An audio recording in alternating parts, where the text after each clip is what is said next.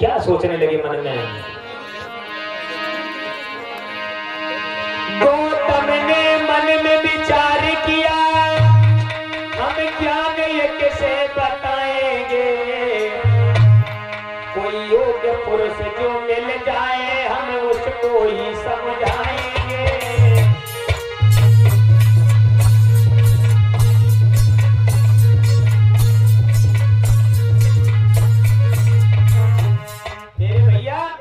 आज गौतम विचार करने लगे कि कोई योग पुरुष अगर मिल जाए तो हम उसे ये ज्ञान समझाएंगे। अब देखो मेरी मैया गौतम ने ध्यान धरा। सबसे पहले तरंगों के द्वारा देखा कि एक ऋषि थे, महान ऋषि आलार कलाम, जिनसे हमने पहले विद्या सीखी थी, और मेरा ज्ञान वही श्रवण कर सकते हैं जो ज्ञानवान है। तो आलार कलाम को तरंगों के द्वारा जब इन्होंने देखा तो आलार कलाम दुनिया को छोड़ चुके थे। जब दुनिया को छोड़ के चले गए, देख लिया इन्होंने। फिर उद्रक रामपुत्र जो दोबारा उनके पास पहुंचे थे गौतम, उद्रक रामपुत्र को देखा ध्यान धर के, तो वो भी दुनिया को छोड़ चुके थे। मेरे भैया तब क्या हुआ, सुध 5 तपस्विन की आई। कौन? जो इनका साथ छोड़ के अभी चले गए थे कि सुध 5 तपस्विन की आई, और गौतम ने मन में विचार किया, ये धमदान सबसे पहले उन 5 ऋषियों को जाए दिया।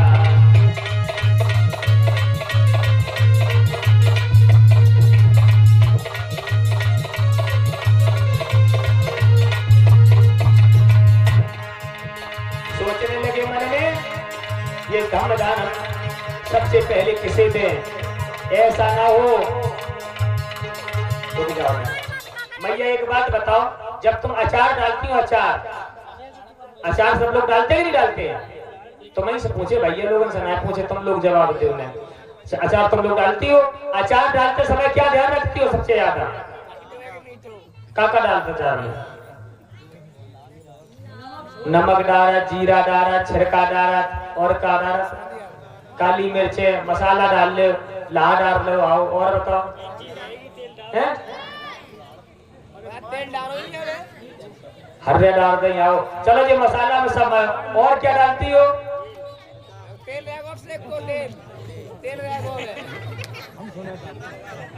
बस ये चीज डालती है। लेकिन बुद्ध ने इन चीजों को पीछे छोड़ दिया। देखो बुद्ध ने विचार लगाया कि हम जिस इंसान को ये ज्ञान देंगे वो इंसान ज्ञानवान है कि नहीं। हमने अच्छा एक बात बताओ, खेत में जब बीज डालते हो तो सही ओट होगी तभी तो बीज जमेगा, शायद जमेगा कि नहीं जमेगा। अगर ज्यादा गीला हो उसमें बीज डाल दो, जम जाएगा क्या? और ज्यादा सूखा हुआ खेत हो उसमें डाल दो, जम जाएगा क्या? नहीं जमेगा। इसी प्रकार से बुद्ध ने सोचा कि योग पात्र की जरूरत है। उन्होंने सोचा, और सोई मैया तुम अचार में मसाला कितना अच्छा डाल दियो, और जिस बर्तन में तुम अचार रखोगी वो अगर बर्तन खराब हुआ तो अचार तुम्हारा खराब हो जाएगा। यही गौतम ने मन में विचार किया। तो जो उनके 5 ब्राह्मण साधु पहले साथ में रहे थे, उन्होंने कहा, सोचा, मन में विचार किया कि उन ब्राह्मणों से ज्यादा बुद्धि किसी में नहीं है, भले ही वो मुझे छोड़ के चले गए, हम सबसे पहले ज्ञान उन्हीं को देंगे। वही लोग इस ज्ञान को अर्जित कर पाएंगे, वही लोग इस धर्म को समझ पाएंगे। आज देखो मन में विचार किया, चले धीरे धीरे चल कर गौतम और काशी नगरी आए।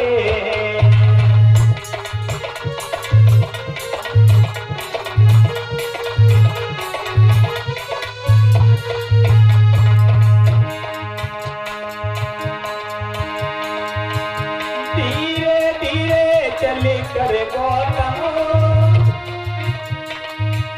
अब काशी नगरी आए। अब काशी तेरे